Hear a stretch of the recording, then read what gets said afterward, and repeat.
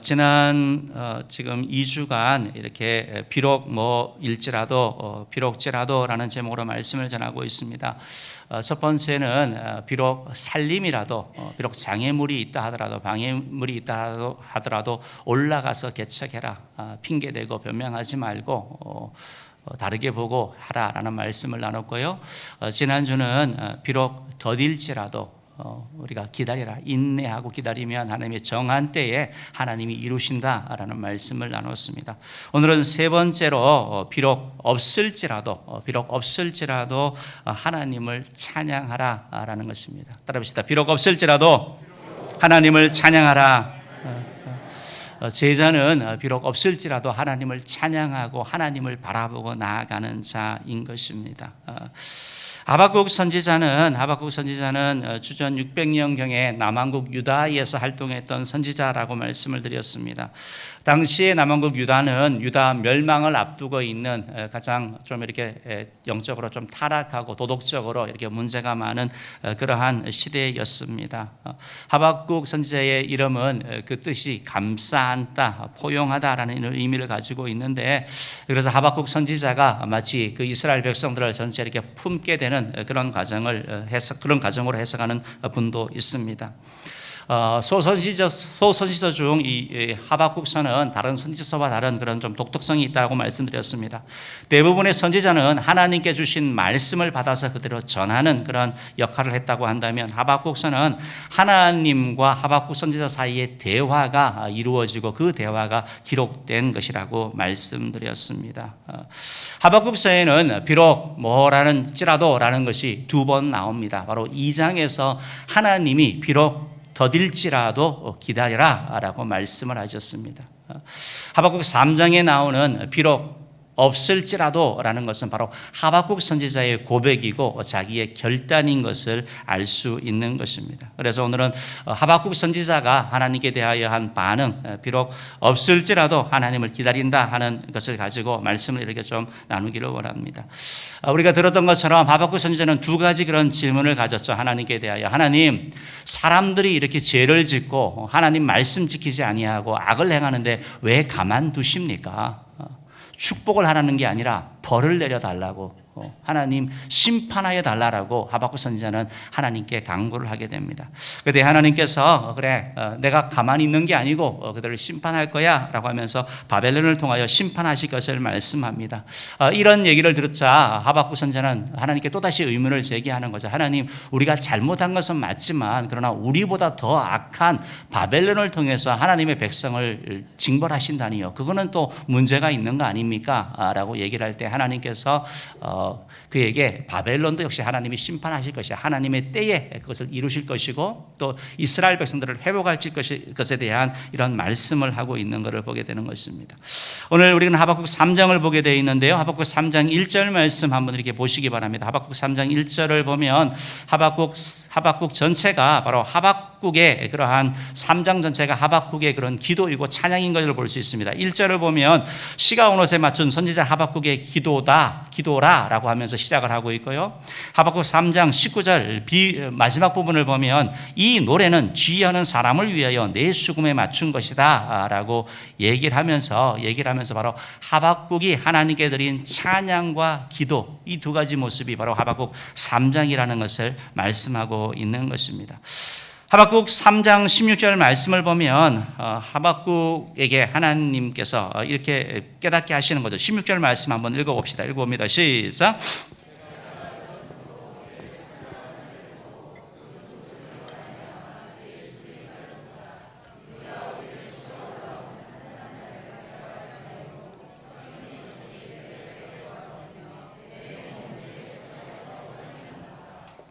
그렇게 말씀하고 있습니다. 무슨 말이냐면 하나님의 심판이 있을 것을 얘기하고 있는 겁니다. 하나님의 그 심판을 보면서 앞으로 이루어질 심판입니다. 지금 이루어진 게 아니고, 선지서를 보면 선지서의 시각은 미래에 이루어질 일이지만 현재 시각으로 보기도 하고 과거 시각으로 보기도 합니다. 왜냐하면 이루어질 것이기 때문에 그런 시각으로 표현하는 것입니다.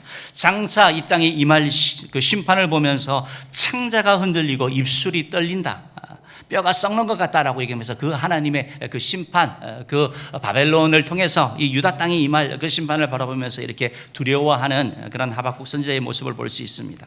17절 말씀을 한번 보죠. 17절 말씀 읽어보겠습니다. 시작. 비록 무화과 나무가 무성하지 못하며 포도나무에 열매가 없으며 감람나무에 소출이 없으며 밭에 먹을 것이 없으며 우리의 양이 없으며 외양간에 소가 없을지라도, 그 심판이 이루어지면서 또한 나타나는 그런 현상 중에 하나가 무화과 나무가 무성하지 못하고 포도나무 열매 없고 감람나무에도 소출이 없고 밭에 먹을 거 없고 식량도 없고 우리의 양도 없고 외양간에 소가 없다. 어떻게 보면 상황이 이렇게 참 비참한 상황, 처참한 상황이죠. 6가지 없는 거를 서술하고 있습니다. 그런데 하박국 선지자 18절 말씀 한번 읽어볼까요? 18절 말씀 읽어보겠습니다. 시작. 나는 여호와로 말미암아 즐거워하며 나의 구원의 하나님으로 말미암아 기뻐하리로다. 19절 봅시다. 주 여호와는 나의 힘이시라 나의 발을 사슴과 같게 하사 나로 나의 높은 곳에 다니게 하시리로다. 이 노래는 지혜하는 사람을 위하여 내 수금에 맞춘 것이니라.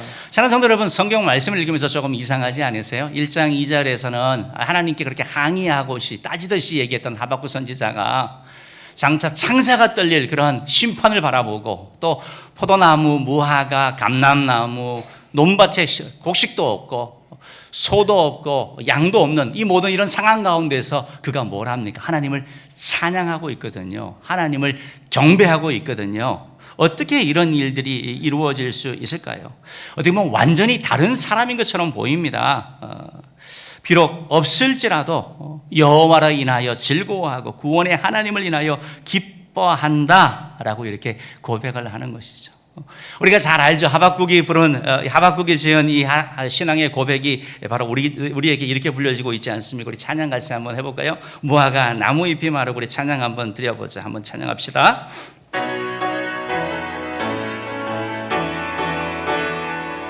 무화과 나무 잎이 마르고 열매가 없으며 감람나무 열매 그치고 논밭에 식물이 없어도 우리의 양떼가 없으며 외양간 송아지 없어도 난 여호와로 즐거워하리 난 여호와로 즐거워하리 난 구원의 하나님을 인해 기뻐하리라.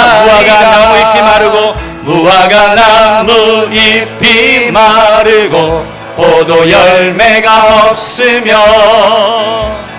감람나무 열매 그치고 논밭에 식물이 없어도 우리의 양떼가 없으며 외양간 송아지 없어도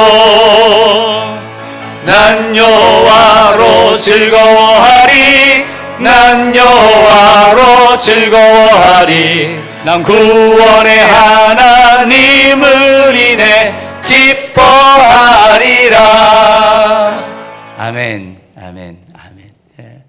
누가 이 찬양을 했다고요? 이 찬양을 지은 사람이 누구라고요? 작사자가 하박국 선지자.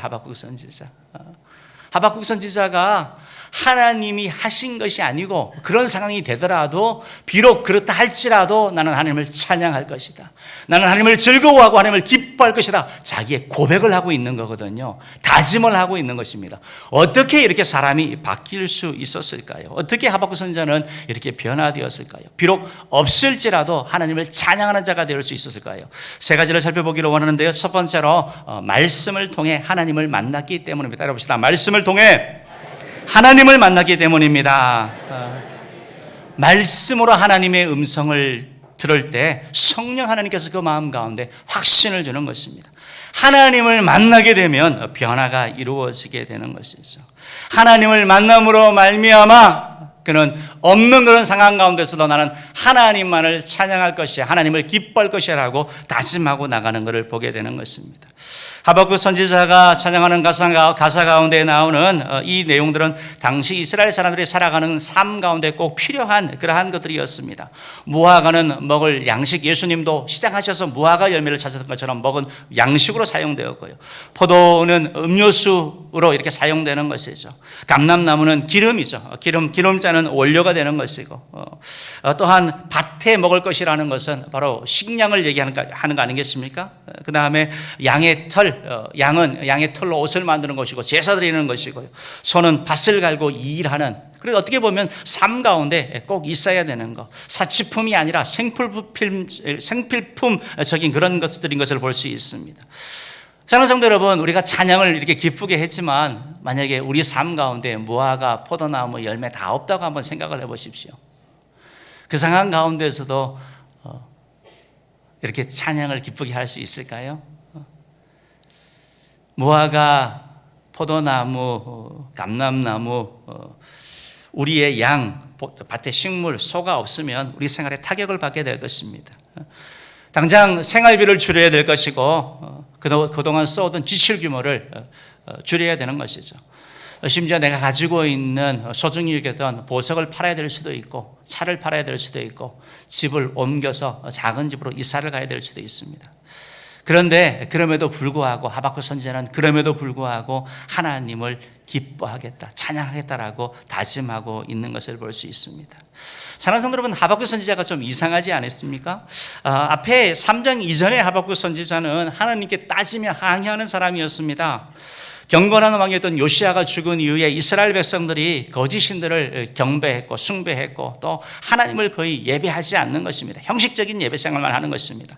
도덕적인 부패가 유다에 만연했지만 하나님은 침묵하시는 것입니다.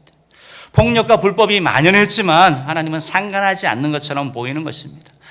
아무 일도 행하지 않는 하나님처럼 보여서 하박국 선지자가 하는 얘기가 뭡니까? 하나님, 도대체 왜 벌을 안 내립니까? 왜 가만히 계십니까? 하는 것이 하박국 선지자였습니다. 우리 하박국서 1장 2절 4절 말씀 한번 읽어보기 원합니다. 2절부터 한번 읽어봅시다. 시작. 여호와여, 내가 부르짖어도 주께서 듣지 아니하시니 때리니까 내가 강포로 말미암아 외쳐도 주께서 구원하지 아니하시나이다. 어찌하여 내게 죄악을 보게 하시며 패역을 눈으로 보게 하시나이까? 겁탈과 강포가 내 앞에 있고 변론과 분쟁이 일어났나이다. 이러므로 율법이 해이하고 정의가 전혀 시행되지 못하오니 이는 악인이 의인을 에워쌌으므로 정의가 굳게 하여 지민이이다. 이렇게 하나님께 지금 좀 항의하고 있는 거거든요. 기도하면서 하나님 왜 가만히 계십니까? 라고 얘기를 합니다. 말씀드린 것처럼 하나님께서 이 질문에 하나님께서 갈대아 사람 바벨론을 통해서 심판을 이루실 것을 대답을 하셨습니다. 그래서 하박국이 충격에 빠지는 거죠. 우리가 벌을 받아 마땅하지만 그러나 하나님 바벨론은 아니지 않습니까? 이방인은 아니지 않습니까? 라고 하면서 하나님께 또 항의합니다. 13절 말씀 한번 읽어봅시다. 13절 읽어봅시다. 시작. 주께서는 눈이 정결하심으로 악을 참아 보지 못하시며 패역을 참아 보지 못하시거늘 어찌하여 거짓된 자들을 방관하시며 악인이 자기보다 의로운 사람을 삼키는데도 잠잠하시나이까? 무슨 말이냐면 하나님 직무유기하고 있는 거 아닙니까? 하나님 어떻게 잠잠히 할 수 있습니까? 이렇게 하나님께 이렇게 얘기했던 하박국이거든요. 그런데 오늘 성경에 보니까 그가 없을지라도 난 여호와를 기뻐하고 여호와를 즐거워할 것이야, 이렇게 고백하는 사람으로 갑자기 변하는 것을 볼 수 있는 것입니다. 사랑하는 성도 여러분, 도저히 같은 사람이라고 믿어지지가 않는 거죠. 그런데 동일인입니다. 사람을 변화시키는 것은 참 어렵습니다. 사람은 잘 변하지 않습니다. 그래서 우리가 팔자니 운명이니 그런 얘기를 하는 것입니다. 굳어진 태도와 습관을 통해서 어느 정도 보면 사실 미래가 어느 정도 보이기 때문입니다. 그런데 교회를 통해서 하나님을 만나고 예수님을 만나게 되면 변하게 되는 것입니다. 사람이 달라지게 되는 것입니다. 죄를 멀리하게 되고 남을 괴롭히던 무익한 자가 돕는 자가 되고 자신만 알던 사람이 이기적인 사람이 이타적인 존재가 되는 것입니다. 이런 변화는 교회 안에서 모태신앙으로 자란 사람보다 사실은 바깥에서 죄를 많이 짓던 사람들, 그런 사람들이 급격한 변화를 경험하게 되는 것을 보게 되는 것입니다.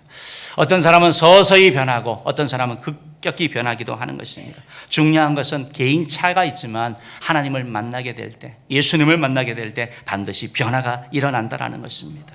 이것이 바로 말씀을 통해서 일어나는 변화의 능력이고 복음의 능력인 것입니다. 하나님은 하박국 선지자에게 말씀으로 찾아오셨습니다. 갈대인들이 와서 유다 왕국을 파멸할 것을 확인시켜 줬습니다. 그리고 하나님이 말씀합니다. 하박국서 2장 3절 4절 말씀 한번 읽어볼까요? 읽어보겠습니다. 시작. 이 묵시는 정한 때가 있나니 그 종말이 속히 이르겠고 결코 거짓되지 아니하리라. 비록 더딜지라도 괴라리라. 지체되지 않고 반드시 응하리라. 보라, 그의 마음은 교만하며 그 속에서 정직하지 못하나 의인은 그의 믿음으로 말미암아 살리라. 아멘, 아멘. 하나님이 하신 말씀입니다. 이 말씀이요. 비록 더딜지라도 기다리라. 하박국 선지자가 지어낸 말씀이 아니라 하나님이 하박국 선지자에게 주신 말씀입니다. 정한 때가 있어서 반드시 응할 것이다 라고 말씀하는 겁니다. 의인은 믿음으로 말미암아 살 것이다 라고 하나님이 말씀하는 겁니다. 이 말씀이 하박국 마음 가운데 들어오는 것입니다.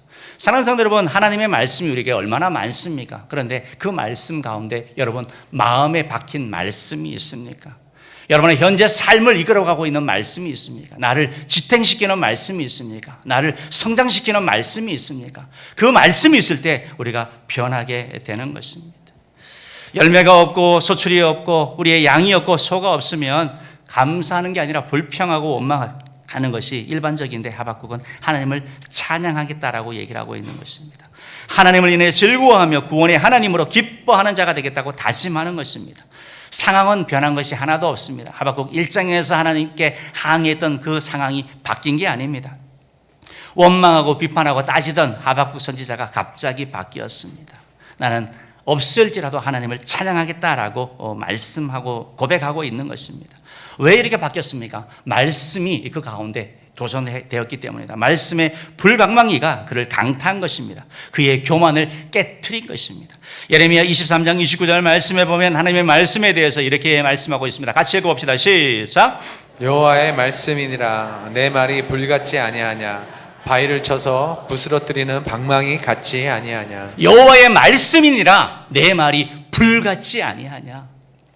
내 말이 바위를 쳐서 부서뜨리는 방망이 같지 아니하느냐라고 말씀하고 있습니다. 우리 속에 하나님의 말씀이 제대로 들어오게 되면 의심이 사라지게 되는 것입니다. 불신앙이 사라지게 되는 것입니다. 우리 속에 있는 그런 교만이 깨어지게 되는 겁니다. 방망이로 치는 것처럼 겸손하게 낮아지는 것입니다. 하나님이 어디서 하던 사람이 하나님 당신이 온 세상의 주인입니다라고 고백하는 사람으로 바뀌게 되는 것입니다. 사랑하는 성도 여러분, 우리가 복음을 전하는 이유가 바로 그러한 것입니다. 예수 그리스도의 복음은 하나하나의 상황을 바꾸는 것이 아니라 나를 변화시키는 것입니다. 그래서 그 상황 가운데 살아가게 하고 그 상황을 변화시키게 하고 그 상황 가운데 하나님의 영광을 드러내게 한다는 것입니다. 우리는 오늘 하박국서 3장을 보고 있습니다. 구약 성경을 이렇게 나눌 수 있습니다. 창세기부터 신명기까지 모세 오경, 토라라고 이렇게 나눌 수 있고 그 이후에 바로 역사서, 여호수아부터 역사서로 나눌 수 있습니다. 그 다음에 나오는 것이 시가서 있습니다. 시편, 욥기 하는 이런 부분입니다. 그리고 그 다음은 바로 선지서입니다. 선지서는 두 개로 나눕니다. 하나는 대선지서, 하나는 소선지서로 나눕니다. 대선지서는 바로 이사야, 예레미야, 에스겔 그리고 다니엘을 대선지서라고 하고, 그리고 소선지서는 그 다음에 나오는 12가지, 그것을 소선지서라고 이렇게 부르고 있습니다. 이 선지서를 대선지서, 소선지서로 나누는 것은 내용이 대선지서는 중요하고 소선지서는 안 중요하고 그게 아니라 내용의 길이 때문에 이렇게 나누는 것입니다. 그러면 대선지서든 소선지서든 아니면 이 구약 전체를 통해서 하나님이 우리에게 주시는 핵심적인 메시지가 뭡니까?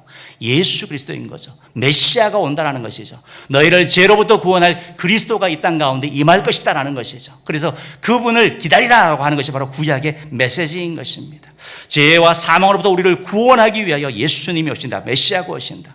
십자가에 죽으시고 부활하신 그 예수 그리스도, 두려워 말라 내가 세상을 이겨노라고 하시는 그 예수 그리스도, 그분을 만나게 되면 사람은 변할 수밖에 없는 것입니다. 하나님을 만나면 우리는 기다릴 수 있고, 하나님을 만나면 우리는 견딜 수 있고, 하나님을 만나면 우리는 어려운 상황 가운데도 헤쳐나갈 수 있는 것입니다.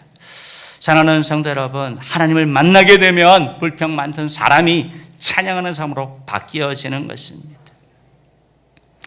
일반적으로 없으면 보통 사람은 원망하고 불평합니다. 지극히 정상입니다. 그러나 하나님을 만나 거듭나게 되면 그 사람은 바뀌게 되는 것입니다. 원망 대신 찬양하는 자가 되는 것입니다. 사랑하는 성도 여러분, 저는 성경이 하나님의 말씀인 것을 믿습니다. 이 말씀이 여러분 마음 가운데, 여러분 지금 삶 가운데 이렇게 전하여지는 은혜가 있기를 간절히 바랍니다. 이 말씀을 통하여 하나님을 만나기를 바랍니다. 어떤 상황 가운데서도 하나님을 만날 때 우리 삶 가운데 소망이 일어날 것입니다. 비록 없을지라도 하나님을 찬양하게 되는 것은 말씀을 통해서 하나님을 만났기 때문인 것입니다.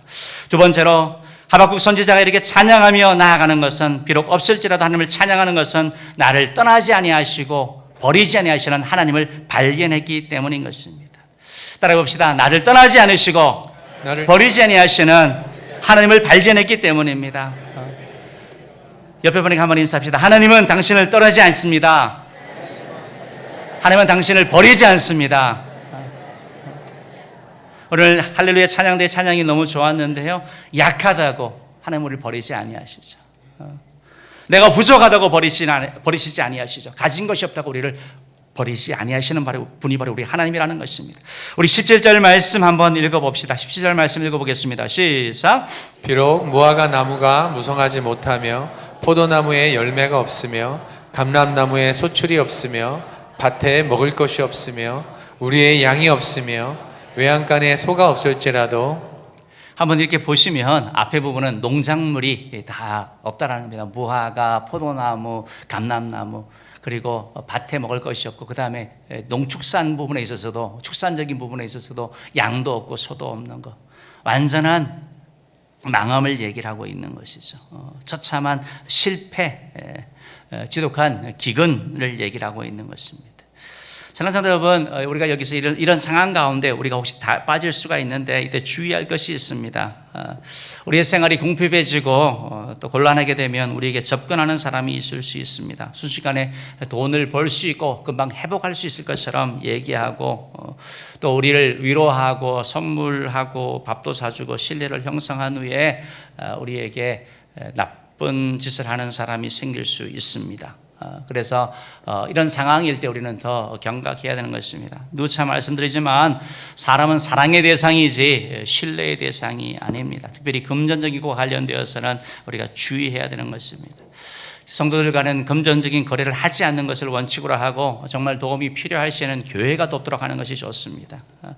그래도 또 도와야 되겠으면 여러분들이 받지 않을 정도의 돈을, 내가 여유 있는 그런 돈, 내 삶 가운데 꼭 필요하지 않은 돈은 여러분이 줘도 좋습니다. 그러나 남의 돈을 빌려서 돈놀이하는 그런 측면에서 그 사람을 이용한다면 그것은 하나님의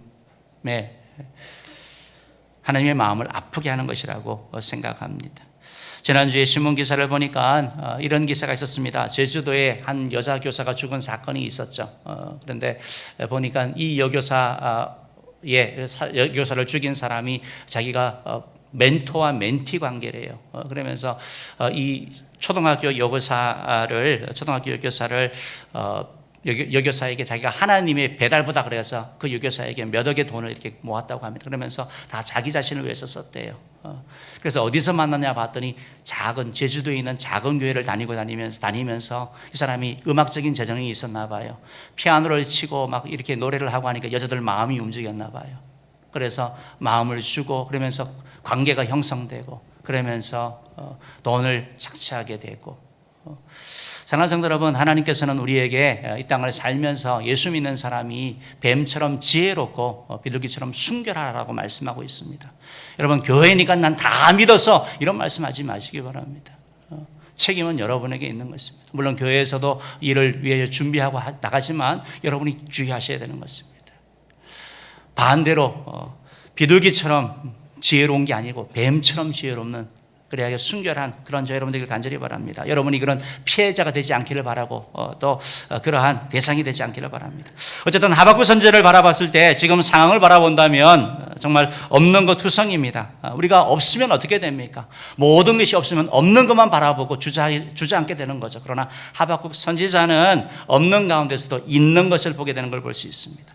보통 없으면 움츠려들고 낙심하고 자포자기하지만 하박국 선지자는 오히려 하나님을 바라보면서 즐거워하고 기뻐한다라고 고백하고 있습니다. 사실 없어지면 그동안 보이지 않던 것들이 우리 가운데 보이게 되는 것입니다. 무화과나무, 포도나무, 감람나무의 열매가 무성할 때는 어깨에 힘을 주게 됩니다. 사람들이 밭에 식물이 가득하고 우리의 양이 가득하고 외양간에 소들이 울음소리가 들리게 될 때 사람들이 우리에게 와서 야, 넌 성공해서 넌 대단해 라고 칭찬하게 되고 우리 주변에 사람들이 모여들게 되는 것입니다. 그러나 무화과, 포도, 감람나무, 밭의 식물, 양과 소가 가득 있을 때 우리에게 와서 칭찬하고 함께했던 사람들 중 적지 않은 사람들이 이런 물질 것들이 없어지면 얼마나 남아 있을까요? 친구도 떠나가고 명예도 떠나가고 다 떠나가는 것이 그게 세상 인심인 것입니다. 나의 상황이 변해도 아무 것이 없어도 남는 사람 누가 남습니까? 나를 사랑하는 사람이 남는 것입니다. 가족이 남습니다. 교회가 남는 것입니다. 오히려 힘들고 어려울 때 나를 위해 더 기도하고 나를 더 지탱시켜 주시는 그런 존재, 그분들이 바로 가족이고 교회인 것이죠. 사랑하는 성도 여러분, 이들에게 잘하는 저 여러분들을 간절히 바랍니다. 우리가 서로 사랑하자라고 말씀하고 있는데, 서로 사랑하라고 말씀하고 있는데, 가정에서 정말 소중한 우리 가족들에게 따스함으로, 위로로, 격려로 정말 최선을 다하여 사랑하는 저 여러분들을 간절히 바랍니다. 18절 말씀을 보면 하박국 선지자는 이렇게 말씀합니다. 읽어보겠습니다. 시작. 나는 여호와로 말미암아 즐거워하며 나의 구원의 하나님으로 말미암아 기뻐하리로다. 모든 것들이 다 없어졌습니다. 그때 누가 나타납니까? 하나님이 드디어 부각되는 것입니다. 세상에 인기와 명예, 물질이 가득할 때는 하나님이 계시는 건 알았는데 그렇게 크게 보이지 않았는데 다 사라지고 나니까 하나님이 우뚝 서 있는 것을 보게 되는 것입니다. 내게 주어졌던 세상적인 복들이 사라지자 하나님이 보이기 시작하는 것입니다.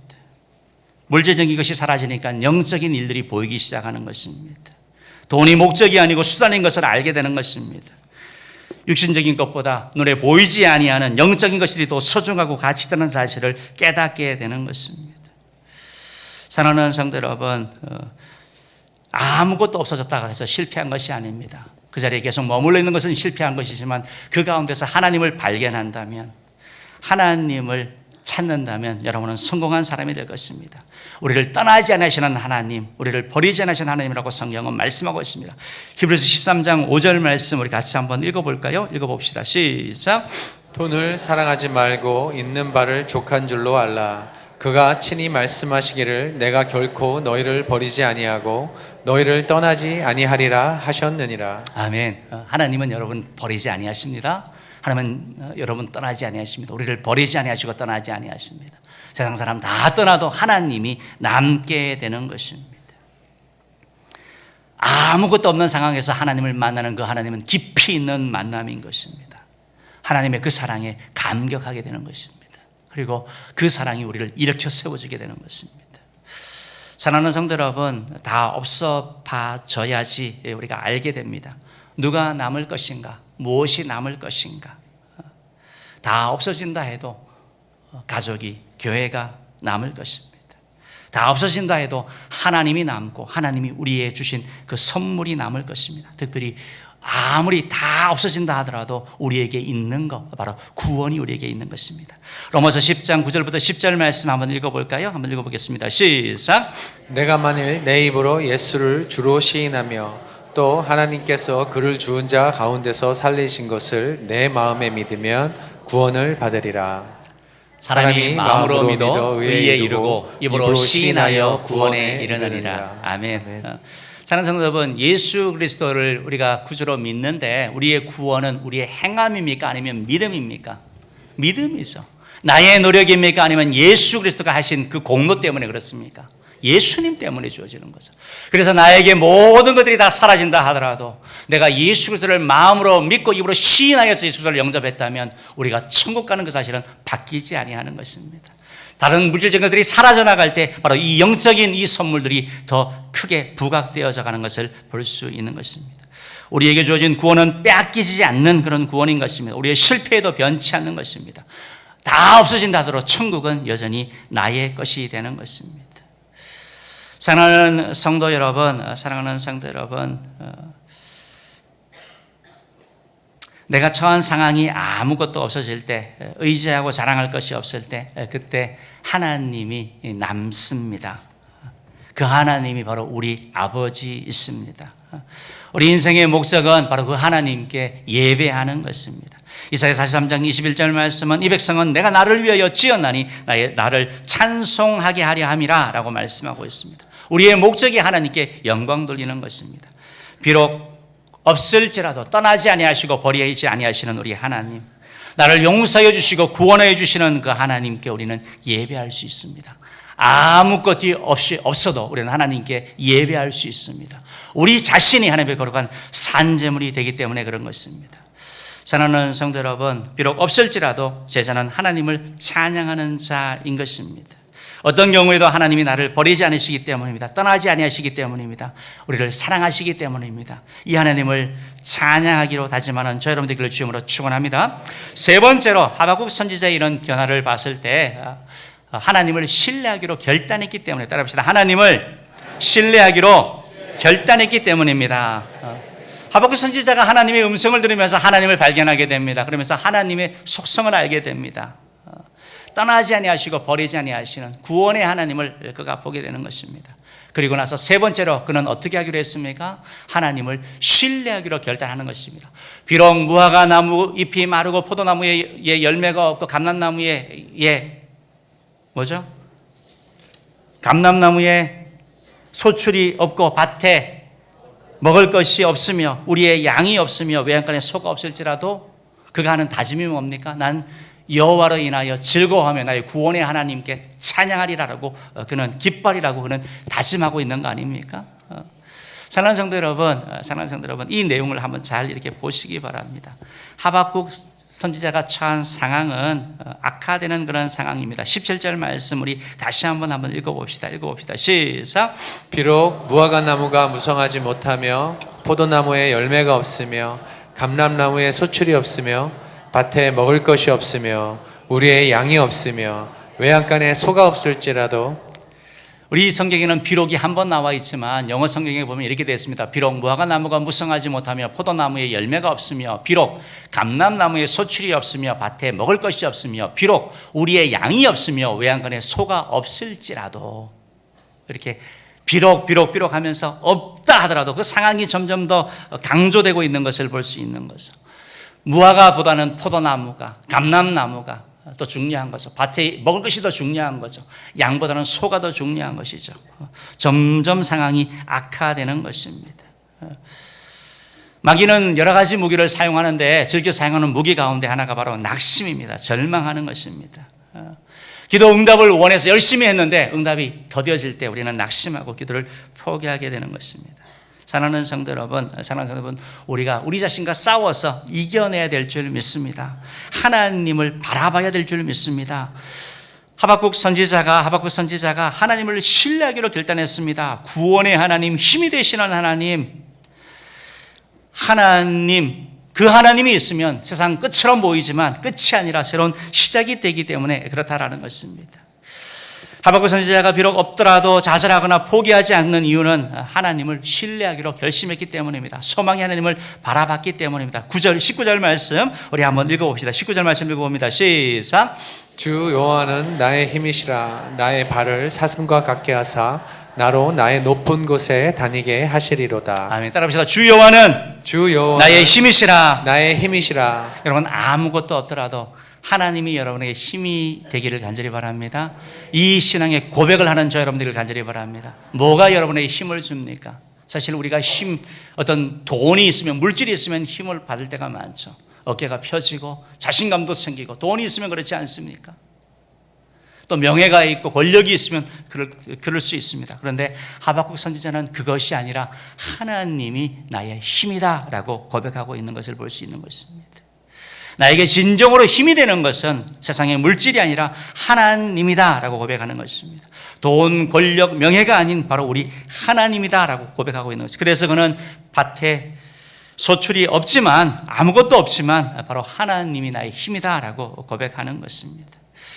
시편 18편 1절에 보면 동일한 이런 고백을 합니다. 한번 읽어봅시다. 시작. 나의 힘 되신 여호와여, 내가 주를 사랑하나이다.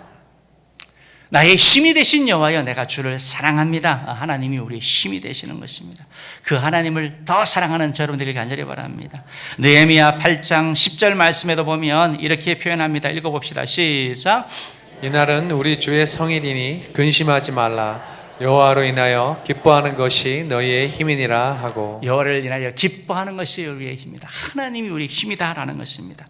사랑하는 성도 여러분, 아무것도 없을 때, 길이 보이지 아니할 때, 답답하여 포기하고 싶을 때 기억하십시오. 하나님이 나의 힘이 되십니다. 하나님이 나의 도움이 되시는 것입니다. 하나님이 나의 구원의 하나님이 되는 것입니다. 아무것도 없다 하더라도 하나님이 계시면, 예수님만 있으면 우리는 다시 시작할 수 있는 것입니다. 하나님을 바라보기로 결단한다면 우리의 미래는 달라질 것입니다. 사람들은 환경을 바라볼 때 두 가지 시선을 바라봅니다. 하나는 있는 그대로 현실적인 관점에서 세상을 바라봅니다. 객관적인 시선이라고 얘기를 합니다. 또 하나는 믿음의 관점에서 하나님이 일하실 것을 바라보면서 바라보는 그런 관점이 있습니다. 오늘 하박국 선지자는 객관적인 관점, 현실적인 관점에서 바라본 것이 아니라 믿음의 관점에서 바라봤습니다. 현실적인 관점에서 바라본다면 절망하고 좌절할 수밖에 없는 그런 비참한 상황일 것입니다. 그러나 하나님을 바라보는, 하나님을 믿는, 하나님을 신뢰하는 믿음의 눈으로 바라봤을 때 그의 마음에 소망이 생긴 것을 볼 수 있습니다. 오늘날 우리 한국 땅에도 금수저, 은수저, 흑수저, 다이아몬드 수저 이렇게 하면서 신세를 한탄하는 그런 시대 가운데 살고 있습니다. 정확한 자기 평가는 좋지만 그러나 그 자리에 주저앉지 않기를 간절히 바랍니다. 스스로를 흑수저, 은수저라 얘기해서 자기 연민처럼 패배적인 생각을 할 때 우리는 머물게 되는 것입니다. 그러나 하나님 함께 하시면 하나님의 도움으로 우리는 일어날 수 있는 걸 믿으시기를 바랍니다. 사랑하는 성도 여러분, 비록 무화과 나무에 열매가 없는 역경이 다가오고 악한 일이 우리 삶 가운데 일어난다 할지라도 전능하신 하나님이 우리의 구원의 하나님인 것을 믿으시기를 바랍니다. 하나님이 우리에게 힘을 주신다라고 말씀합니다. 사슴처럼 힘을 주셔서 사슴처럼 올라갈 거라고 말씀하고 있는 것입니다. 성경에는 많은 실패의 사람들이 이 능력 주시는 하나님, 힘 주시는 하나님을 만나서 새롭게 산 기록들이 가득 차 있습니다. 혹시 여러분들이 바로 혹시 그런 실패 자리에 있는 분입니까? 그렇다면 그 하나님을 바라보시기 바랍니다. 하나님이 나의 힘이다라고 고백하면서 그 하나님을 의지하고 나갈 때 하나님이 여러분 다리에 힘을 주시고 그리하여 높은 곳을 뛰어나가는 그런 은총을 여러분에게 허락하실 것입니다. 바라기는 우리 모두가 우리 하나님을 의지하고 그 하나님을 바라보고 나아가서 주께 영혼 돌리는 우리 모두 되기를 주의 이름으로 축원합니다. 기도하도록 하겠습니다.